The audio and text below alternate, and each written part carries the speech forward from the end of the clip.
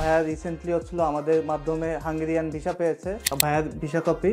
যে এডুমেন্টরের খোঁজ পেয়েছেন কিভাবে আসলে, কিংবা এডুমেন্টরের জার্নিটা যদি বলতেন। আপনার টিউশন ফি কেমন ছিল, তারপরে ওভারঅল জার্নিতে আমাদের কি কোনো ডিফিকাল্টি ফেস করছেন কিনা আসলে। হ্যালো এভরিওয়ান, বরাবরের মতো আমরা আমাদের অ্যানাদার সাকসেস স্টোরি নিয়ে হাজির হয়েছি। ভাইয়া রিসেন্টলি আমাদের মাধ্যমে হাঙ্গেরিয়ান ভিসা পেয়েছে।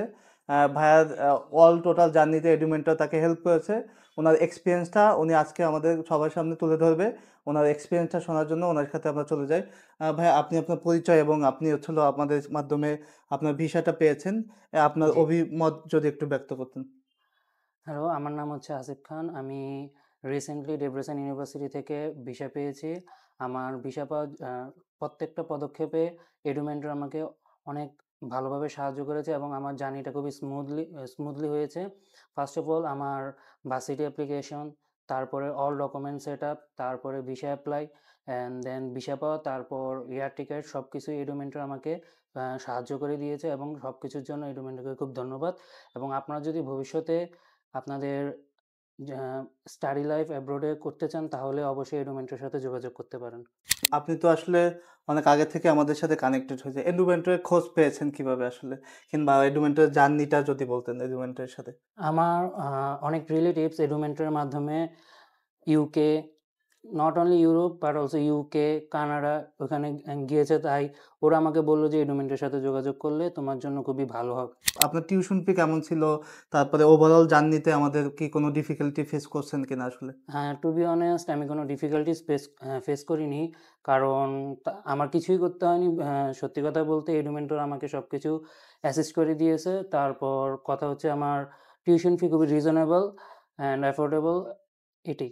লাইক আপনি তো জানেনই যারা কিনা অ্যাপ্লিকেশন করে, অ্যাপ্লিকেশনের পরে তার ইন্টারভিউ প্রিপারেশন, তারপর ইউনিভার্সিটি থেকে একটা ইন্টারভিউ নেয়, পাশাপাশি এম্বাসিতে ইন্টারভিউ দিতে হয়। এই ইন্টারভিউ ব্যাপারে কতটুকু গাইড পেয়েছেন এডুমেন্টর থেকে? আলহামদুলিল্লাহ আমাকে সম্পূর্ণ গাইড করা হয়েছে এবং সেই গাইডেন্সের কারণেই আজ আমি সফলভাবে ভিসা পেয়েছি। আপনি ভিসা কপিটা যদি একটু দেখাইতেন আমাদের অডিয়েন্সকে।